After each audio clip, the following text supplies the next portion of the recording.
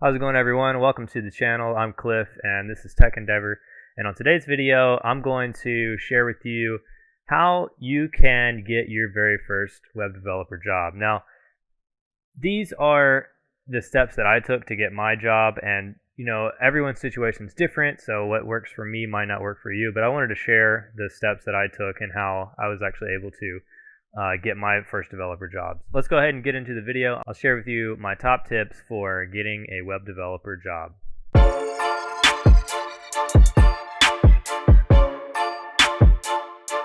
So before you actually start the job search, you want to kind of answer a question for yourself, and that question is, what do you want to do, right? Like, what type of job do you want to have? Do you want to work at a place that works with a specific tech stack? Do you want to work in a specific location? Do you want to work for a company that works in a specific industry, does a specific thing? Maybe you want to work for a company that builds technology for people in third world countries to try to improve their life in some way. Or maybe you want to work in the financial industry and help improve your bank's phone app, because we all know they could all use improvement. Or maybe you're in a position where you don't really care, you just want a job because number one, you need money, and you want and need experience. So you just need something to get started, get your foot in the door. So in general, that was my situation.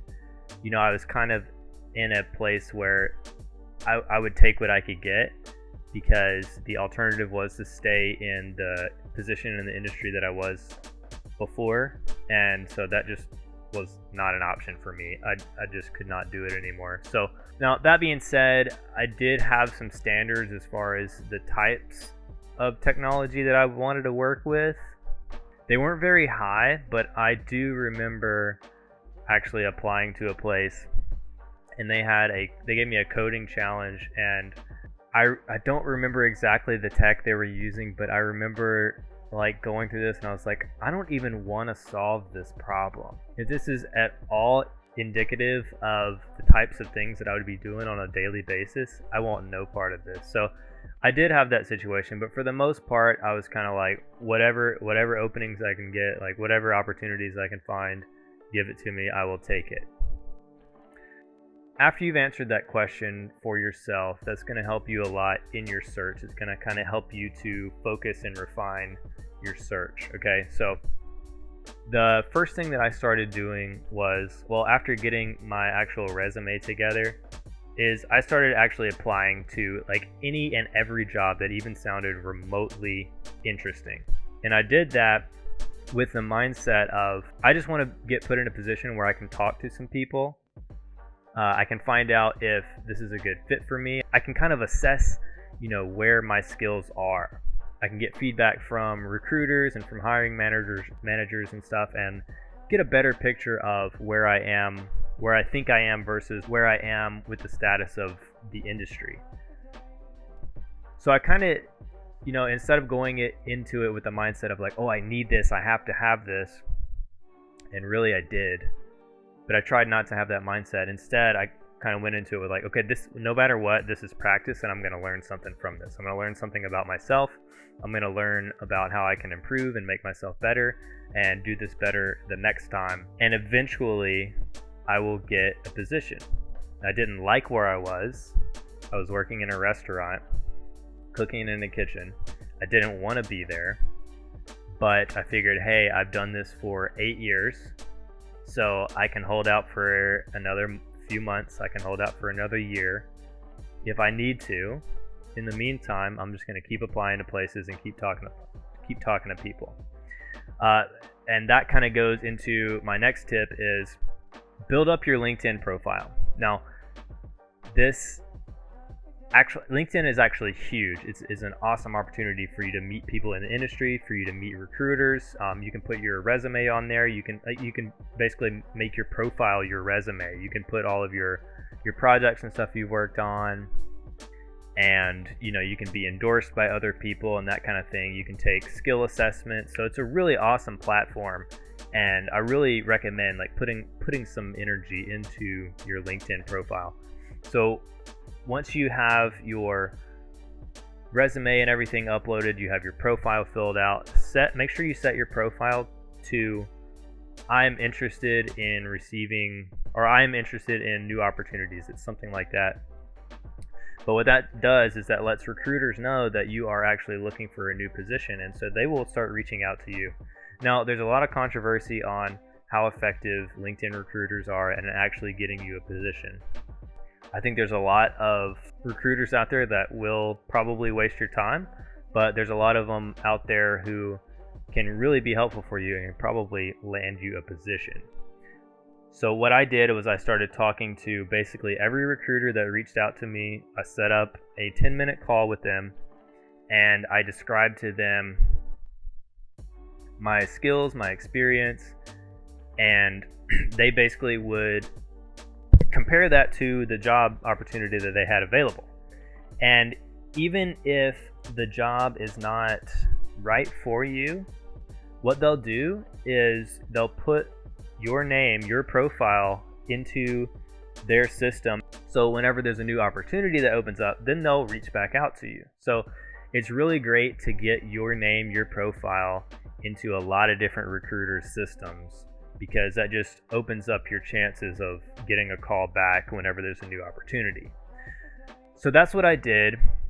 And on top of that, talking to the recruiters gave me a better understanding of where my skill set was. It gave me a better understanding of, where I was professionally, personally, and all that. So it was a very helpful experience to me. So the third thing is go on to ZipRecruiter, Glassdoor, Monster, all of those Indeed, all those hiring websites, recruiting websites, and get your resume on there. And when you upload your resume, check it out and make sure that it reads correctly, because if you are if you uploaded a PDF, what it's going to do, it's going to go through there and it's going to parse that PDF and it's going to translate it to plain text. So if you're like me and you uploaded a resume that was styled and you had two different columns and you kind of had things placed in quadrants on the page, it actually just ran it all together and it would read it across one line. So I would have my skills running into my experience and my education running into my text or my projects and stuff. So all this stuff was running together and it didn't read right. And I didn't know that for the longest time until I went in and actually looked at it. And I was like, oh, no wonder I'm not getting any calls back. They probably can't even read my resume here. So just make sure it reads correctly. It's probably best to go, even if you have like a styled one that you like to send, go ahead and upload one that's just a plain text. Even a Word doc is fine, but as long as everything is readable on there, that's what matters. Because a lot of these companies, they're actually going to send your resume, your application's actually going to go through a system that checks for keywords and stuff anyway. So you want to make sure that robot can read your resume properly. On top of that, whenever you're applying to a place, write a cover letter. I know that it's extra work, but I promise you, it makes you look so much better, and you'd be surprised at how many people don't do this. And I've been guilty of it too. I've actually sent plenty of applications in where I didn't actually put a cover letter on there, and none of those places called me. So look the company up, understand what they do, try to understand what they do based on what they have listed on, publicly on their website and stuff, and write a cover letter telling how you would appreciate being part of their team and helping them to reach their goals. And however you can associate that personally to you and your skills and how you could specifically think that you could help them out, the more you can personally associate that with your own skills and the company's goals, the better. So you don't have to be perfect in this, but if you just write a letter and include those things, you're going to stand out from probably 50% of the people that apply.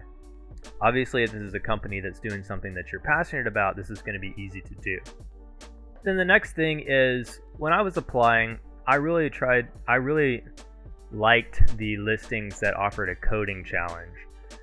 And that was for two main reasons. Number one, it gave me a glimpse into the types of technologies that this company is probably using, like I mentioned before, and it could help me to decide if it's a company I actually wanted to work for.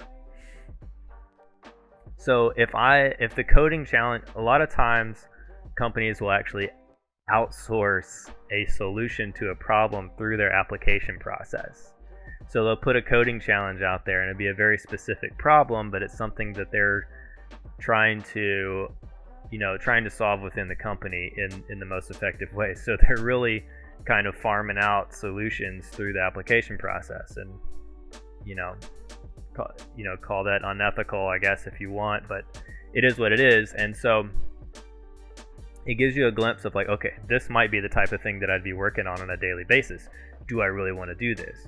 And then the second thing is, it gives me an opportunity to actually show my technical skills before I even have the interview.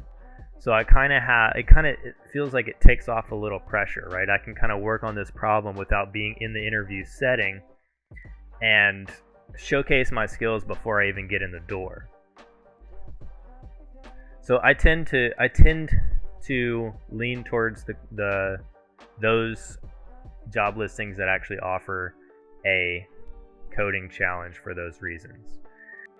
Just have the mindset that, no matter how many recruiters you talk to, no matter how many initial phone screens you do, no matter how many interviews you do, just go into it with the mindset of, this is all practice. Even if I don't get the job, I'm going to learn something. I'm going to learn something about the industry. I'm going to learn something about my technical skills. I'm going to learn something about my soft skills. I'm going to learn something about me. And I can take that knowledge with me to the next phone screen, to the next interview, and I can improve that in some way. And that's what it's about. It's about those incremental gains that you make along the way. It's much easier said than done, but you kind of have to go into it with the mindset of, I don't need this. This is something that I want. Whether that's true or not, you kind of have to have that vibe about you of, no matter what happens, even if I don't get this job, I'm going to be okay. Like, I will survive. I will survive until the next interview, and that'll give me another opportunity to take a step up in life. And then one more thing to keep in mind is, when you're looking at these job listings, a lot of times these job listings are a hiring manager's or a company's wish list. So you don't necessarily have to have all of these skills or this many years of experience to be qualified for the job, right?